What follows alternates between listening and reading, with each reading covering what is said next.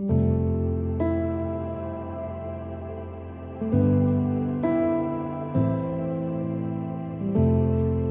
up, passionate DJs? Thank you so much for joining me for today's review. Today we're talking about Pioneer DJ DDJ-REV1. And is really a great controller for this price point, so I'm really happy to be sharing this with you today. One thing that I really like about this, straight off the bat, you'll notice that the orientation of the controller is more of the battle style. So you have the pitch faders up here at the top, and you have these really large jog wheels. As a result of that, they were able to expand and take advantage of this space because you don't have that space on the sides there.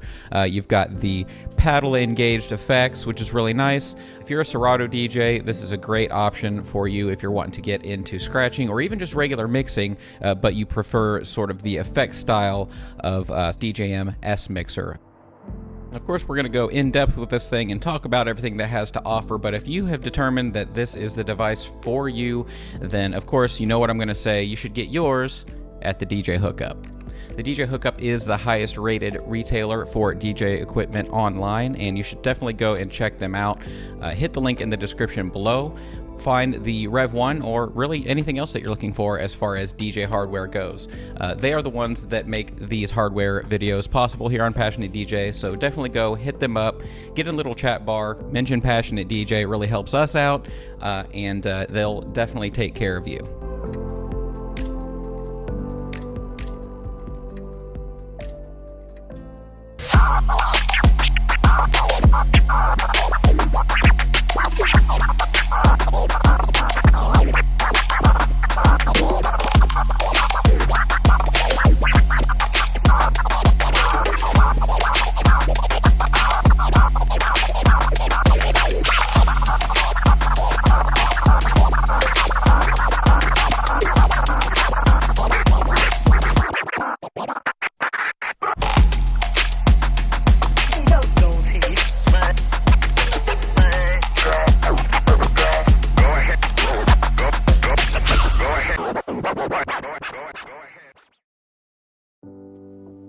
So just a couple quick comments here on the general ergonomics of the REV1, which generally speaking, it's a pretty good situation here. Like I mentioned before, one nice thing about orienting the quote-unquote turntable section this way with the pitch faders here up at the top, you do get really nice large jog wheels. You know, I've been using DJ controllers for a long time, basically for as long as they've been a thing, and it didn't used to be that you got jog wheels that were not only this size but of this quality, but they really do feel quality. They have a nice smooth rotation to them, just real nice and buttery, so I'm pretty happy with that. It's got exactly the right amount of tension that you can pretty much, any DJ will be you know, right at home, be able to use that. And overall, this is pretty much the correct size and shape and weight for a DJ controller in this category. In this price point, you know, you want something very portable. You'll have a lot of beginner DJs. You want to be able to carry this around to smaller gigs.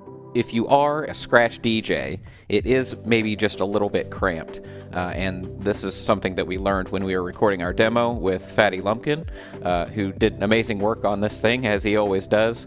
But you know, he did keep accidentally hitting like this play pause button, and he would stop the track every now and then, and he did get used to that, and you would get used to that too. And he's said before, you know, he's got big hands, and so he struggles, you know, coming to smaller devices like this. So you know, your mileage may vary. It's not that it's a cramped design, it's just a small controller with large jog wheels. So you know, pay attention to where everything is so that you're not accidentally hitting it, and you should be okay. And one thing I will say, after we recorded our demo, you know, he played on this for a little over an hour, and you can see here, this is already worn down where he was doing the scratching, just the finish here. I say worn down. You can see some kind of micro scratches in it and some of the oils from his hands that I just can't get out. And this is not something that I want to blame on this unit in particular. This is happening to basically any black DJ gear that I come in here and have somebody scratch with, even for just a few minutes. I'm not sure why the industry hasn't figured out what to do about this yet. You would think they'd be able to put some other kind of finish here. You could even make it a design element with some kind of accent or something, but this is not a Magvel crossfader, so this is not meant to take a bazillion cycles or whatever like that is, but at the same time, it's plenty loose, and it feels pretty good. It's just, it's a little noisy. Like if you don't have your headphones on, you can hear it clicking around like that, whereas the Magvel or something like that is really quiet. So there are going to be cost savings, but again, this is a $249 controller, so as Fatty Lumpkin has shown, you can do plenty of scratch work on this thing, and it can sound great. And the overall build quality really seems pretty good on the thing. Like I said, the jog wheels feel really good.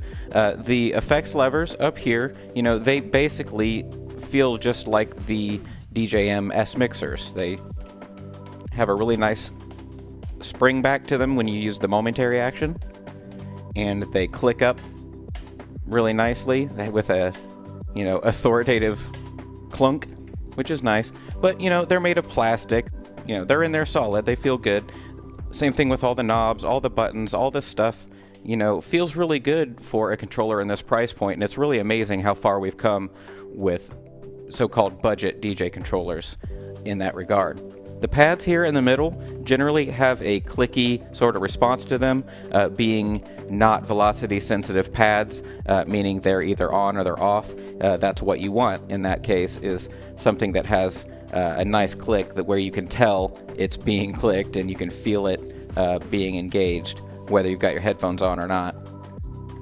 And like you're often seeing now, they've moved the filter and the trim knobs over here to the side, whereas traditionally these might have been, on the top and bottom of the 3-band EQ. That really helps you save some space. You can kind of make use of this over here. Still have pretty nice throw pitch faders here, and make room for your looping controls. So I really like the smart use of space. Once again, ergonomically speaking, everything is in a place that makes sense. Your hands land where they should, and you kind of come into this controller, you look at it, and you go, yeah, okay, I know what everything does. Okay, looping controls are over here, EQ and filter and gain right there. You've got your pad controls. You just look at it and you're like, yeah, it all makes sense, and that's really important for something in this category as well. Even though this is making some design choices, and by rotating this, once again, the decks are kind of battle style, meaning that the pitch faders are up here rather than on the side. That's the most radical change to this controller. Other than that, it's a pretty standard thing where you look at it and it just makes sense. And it's probably worth discussing, why did they move to this style of controller, this layout? Traditionally, DJ controllers in this category would have the 3 knobs up here and then buttons under here, and then maybe like a master knob, and it was kind of like a whole section of the mixer dedicated to effects on each side.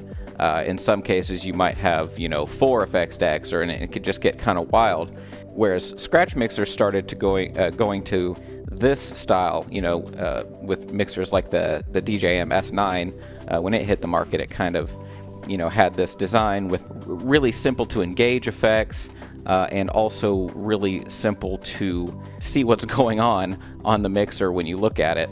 This might not necessarily be a quote-unquote scratch controller for everyone. This could be for any DJ, and they can use it, whether you're playing clubs and you're playing techno music, or whether you're playing top 40 or whatever.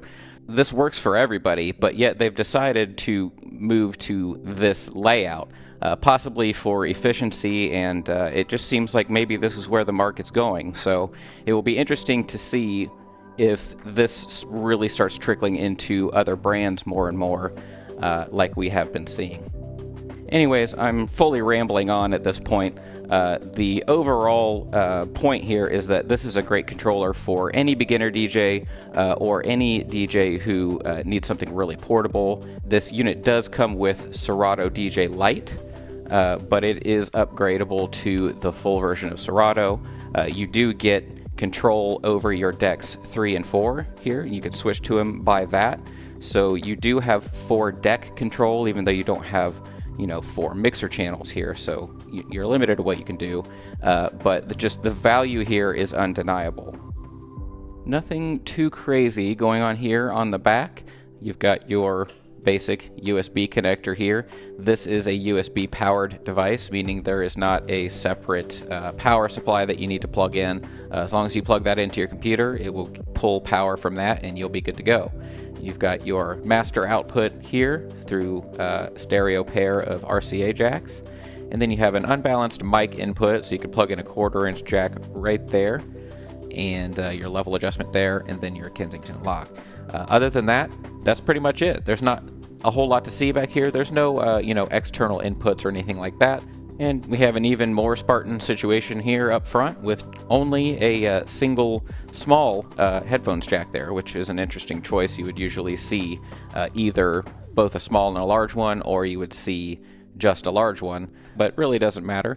Headphones jack is a headphones jack. But one thing you do get to kind of see from this angle is these jog wheels. Once again, you can kind of maybe get a better feel for the size of the jog wheels and the thickness. And, once again, they're nice and smooth. I really like the way those feel.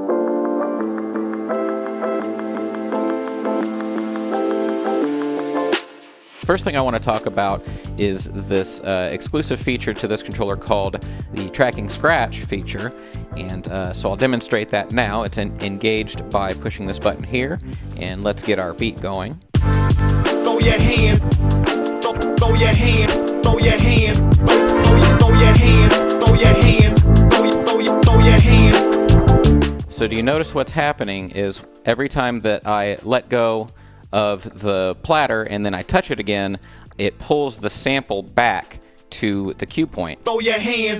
I don't have to do this thing. Throw your hand, throw your hand, throw your hand, throw your hand, throw your hands. Almost works like a sampler. Throw your hand. So here's what you can do with that. Throw your hand, throw your hand, throw your hand, throw your hand, throw your hand, throw your hand, throw your hand, throw your hand, throw your hand, throw your hand, throw your hand, throw your hand, throw your hand,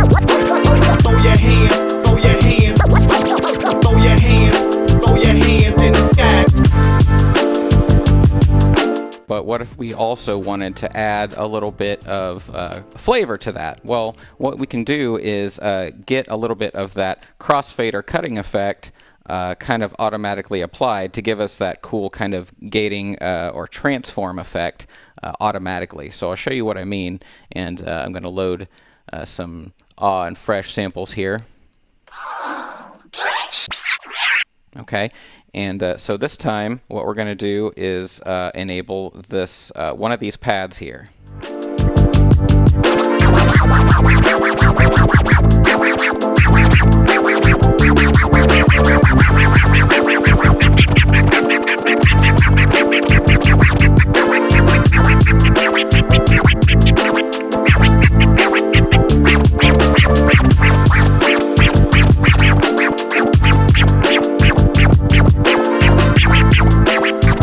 So you can hear what's happening is it's applying crossfader cuts automatically.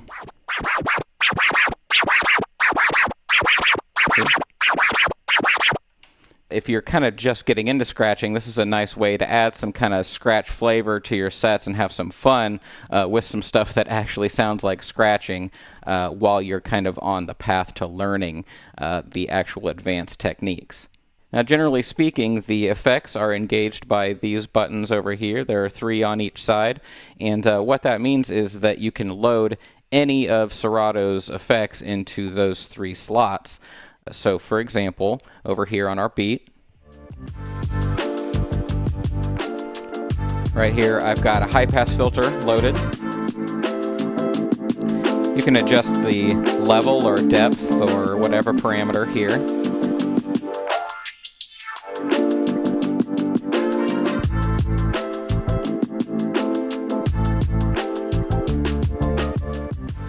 Over here I have loaded the version echo effect, and it sounds like this.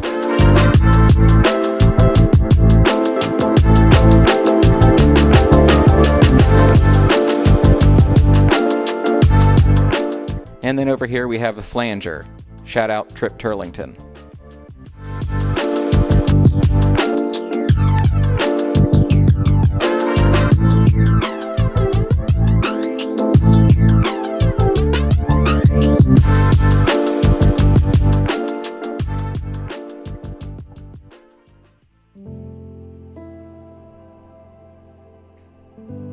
And there you have it, folks. That is the REV1. I hope you've enjoyed this review. If you've determined this is for you, once again, hit the link in the description to pick yours up from the DJ Hookup. Look, folks, this is a great controller, especially for the price. You know, at this $250 price point, it's very competitive. There's a lot of stuff in that price point, and there's always kind of one unit that's taking the crown, the kind of top spot as far as, you know, for example, my controller guide, also a link in the description below. You know, what takes that top spot for that sort of under $500 price point? And for $250, I mean, this has everything that you want. It really gets you used to that sort of battle style layout if you're not already.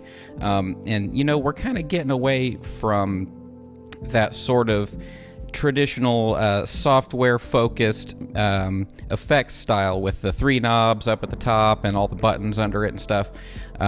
There's a lot of complexity that you can involve yourself in when you start getting to all those little knobs and switches, but those aren't great for speedy, quick decisions and effects and things that you're doing in the moment, and those kind of dexterity things that, say, scratch DJs do.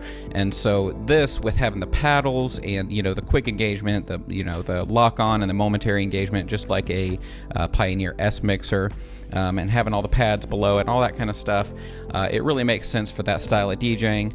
And obviously, I really like the looping situation here as well, where you can engage it and then you can half or double the size. Everything is just, you look at it and you kind of immediately know what everything is and what it's for, and that's exactly what you want for a device at this price point, and also that will be used by a lot of people who are just getting into DJing. So no matter where you are on the journey, whether you're new to this or you just need something really portable as a Serato user that you can take on the go, it does have these nice little handy carrying handles on the side, which is pretty good. So the portability is great. The fact that you can plug it in to just a USB port and you don't have to carry on a separate power brick is really nice. So if you use Serato and you mix in the box, this is a great option for you. So once again, hit that link in the description. Thank you so much. Don't forget to like and subscribe. I know we say that all the time, but it really helps us out. If you actually want to get notifications when we put up videos like this, make sure you click that little notification bell, or else you won't get them. They'll just show up in your feed sometimes. So